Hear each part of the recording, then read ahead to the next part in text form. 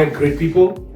This is Njenga from Business Debut, the voice of hope. Today, we want to discuss something on imports. You know, we realize that Kenya is a net importer. Let me just give you stats. That the most common the partners of Kenya is on China. We import $4.8 billion. In United Arab Emirates, we import $1.83 billion. In India, we import $1.82 billion. And then in Saudi Arabia, we import $1.22 billion. And in Japan, about $910 billion. So that means a lot of us do a lot of trade on imports. And the purpose of Business Debut is to educate you, to inform you, to help you be able to know, so that whenever you go into any project, you're well informed, and hopefully you can do better than we found you. Because again, in imports, a lot of people have suffered. I had a story of a gentleman who imported a couple of tons of sugar from, I think from Brazil. But by the time it got here, he was told the moisture content was below par. He had imported a ton, not 1 ton, a couple of containers. But because of lack of information, he was told that the sugar cannot be brought into the country because of moisture content. And a lot of Kenyans have suffered through this whole story of imports, exports. And yet, Kenya is a net importer. We import more than we export. It's sad, but that's a reality. So, and government gets a lot of revenue from imports.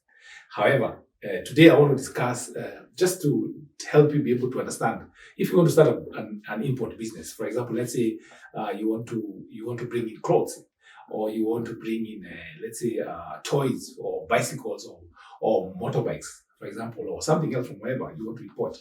What is the best way to do it so that you make sure you don't get conned, you don't lose your money, and you don't also find yourself in a precarious position now or in the future?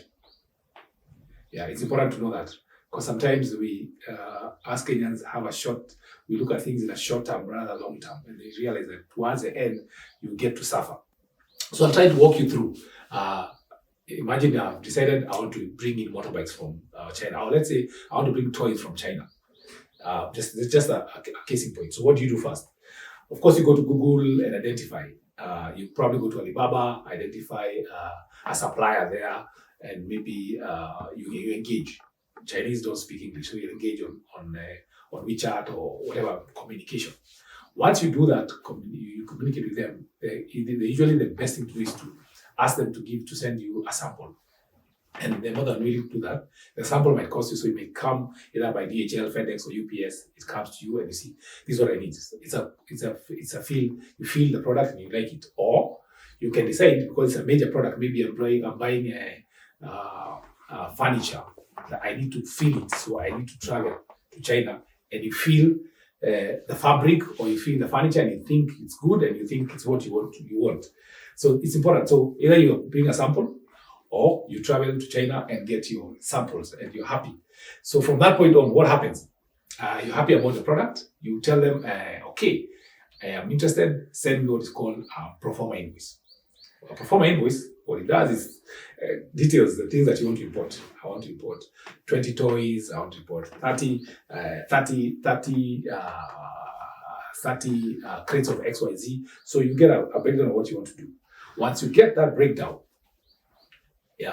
the usual thing to do, and this is where a lot of Kenyans go wrong, you need to consult your clearing and forwarding agent. Why is it important? Because when you get a pro forma invoice, and you've already done your due diligence on the person who you're dealing with, and you think maybe that person is okay, and he's legit and he will not con you, you get a pro forma invoice. If you want to import, the usual thing the importer will ask you is, or the supplier will ask you, is to send some money to them. But hang on, before you do that, this is usually the best thing to do. Once you get the invoice into your invoice, then you consult your clearing agent. Why is it important to do that? So that you can understand the process of importation. Because people assume that, I'm buying something from Amazon, I'll bring it, it will come to the country, and I'll pay I just pay whatever amount of money I pay and it gets in. Now the problem is, it comes in, it's held at the airport, you're told you have to pay duty, you have to pay VAT, and this money you didn't have. So before long, you're given a time limit, maybe 7 to 8 days. After that, it starts incurring demurrage. So before you know, you're losing so much because of lack of planning. So once you get a pro forma invoice, the best thing to do is now get yourself a clearing agent. A clearing agent will be able to guide you. This is what you need. You need an invoice. You need what's called an IDF, an import declaration form, because anything you bring into the country, legally, forget the Somalis, legally, you must have an import declaration form. That form declares the things that have coming to the country. Once you have that IDF, it's called an IDF, then you can now send the IDF to the person who's importing for you goods in China or Russia or UK, wherever it is. Yeah. It's important to understand the structure. So once you send the document up to China, an IDF, that means now KRA are aware that Anthony Njenga was going to be importing toys sometime. So I've opened up a communication with Customs Department. I've opened a communication with the gentleman who sent me the communication. And now it's an issue of how do I fund the invoice. So there are two ways of doing that. If you feel that you trusted that gentleman, what will you do? They usually tell you send whatever amount of money, 10, 50% for us to manufacture, or 20% or 30%. Once it's ready, you can send the difference.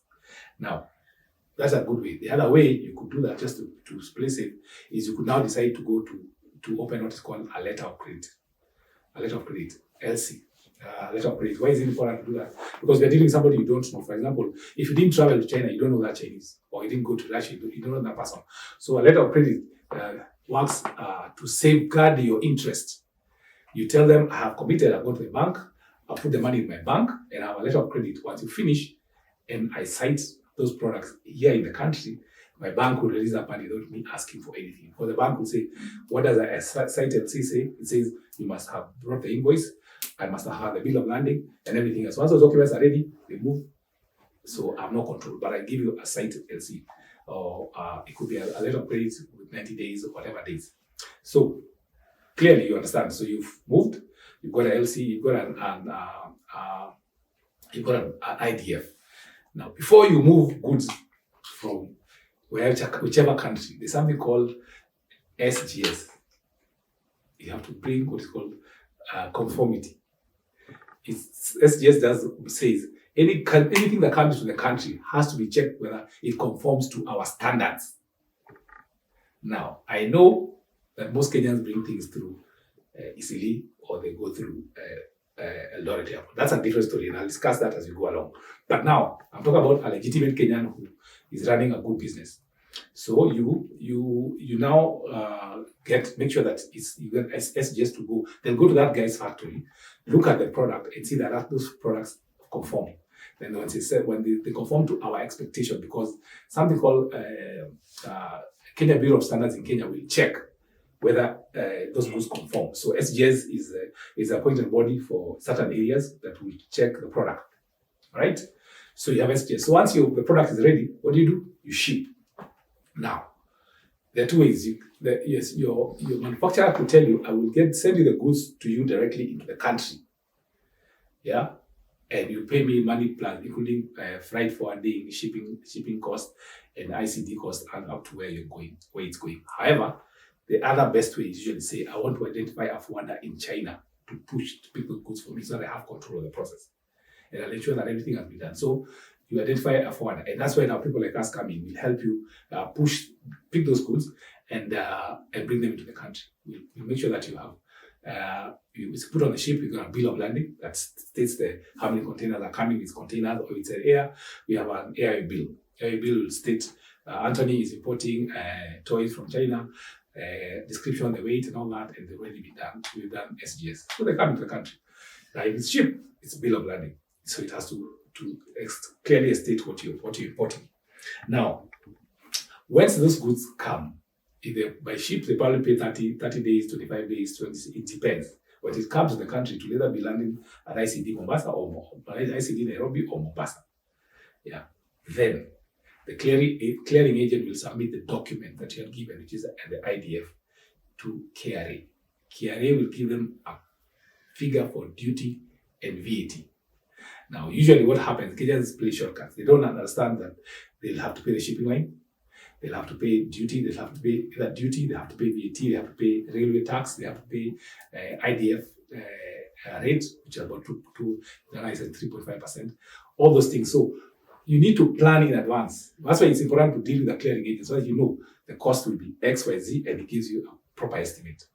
Once it comes now, the clearing gives you a submission of the figures, and then now you pay money either from National Bank to carry account or Cooperative Bank to carry account. You see the process? That's how it works. Now, once you pay and it's okay, it's legitimate, your clearing agent will go and clear the goods on your behalf. The Kenya Bureau of Standards will check whether the documentation is okay, you have the conformity, and goods are ready to be imported in the country. That is the process. And then you ship it. Yeah, you ship it using a truck or whatever process. Now, this is what happens. Two things happen. Kenyans, you buy things from China, you talk with the Chinese guy and tell him, these are challenges now you face from importing. You tell the guy in China, these goods are worth 50,000. Please underestimate the invoice, put it at 20,000.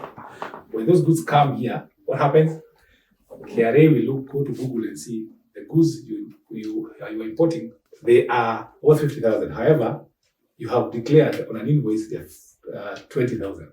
Now that is a challenge, because now KRA will penalize you for that, and that's what Kenyans do.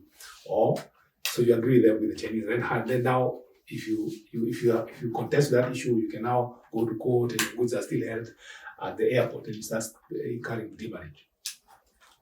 Okay, so that's it. That's one thing. Another thing you could do is that you import those goods all the way without doing that. What I've told you, and they come to the country, and you don't have an IDF or that. That will cost you a crazy amount of money. Or you've not done, especially the SGS conformity, because now the carrier will hold those goods and wait for them to go and do the inspection themselves, and to charge you a certain percentage for that to be done here. I'm helping you now. What's the benefit of going through a proper process? You will get an idea. You will pay duty, you pay VAT, you pay whatever tax is. Now, remember, if you're a businessman, VAT you claim.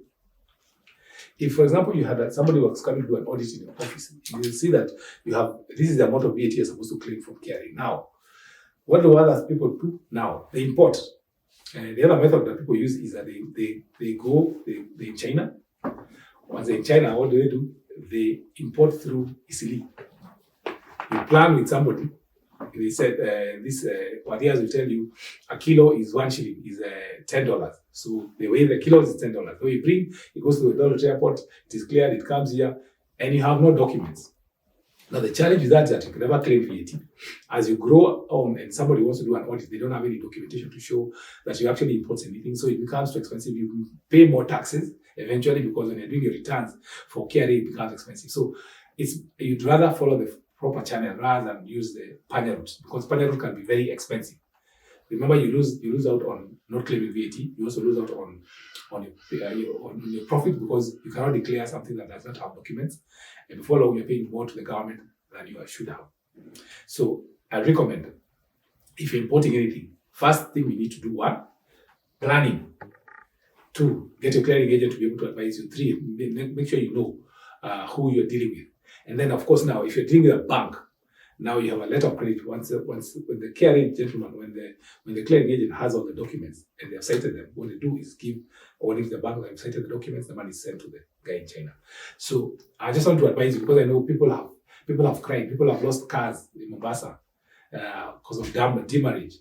Or maybe you've come, you don't have proper documentation, and you're losing money. So it's always good to plan early, have your agent advise you, consult as much as possible before you do any imports, and do the proper imports. Because remember, as you are not starting a business to fail, you're starting a business to grow. And as you grow, then you open up your books even to the government. If you use ECB, the only challenge you face is that if those goods get lost, those warriors can't pay you. But through the proper channel, you can actually claim from insurance. Those are the benefits now of working with using proper system for imports and doing business. So I hope this has been helpful.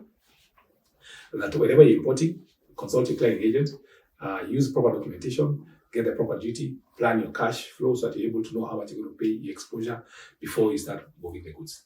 Once again, my name is Njenga from Business Debut, the voice of hope. Thank you, and God bless.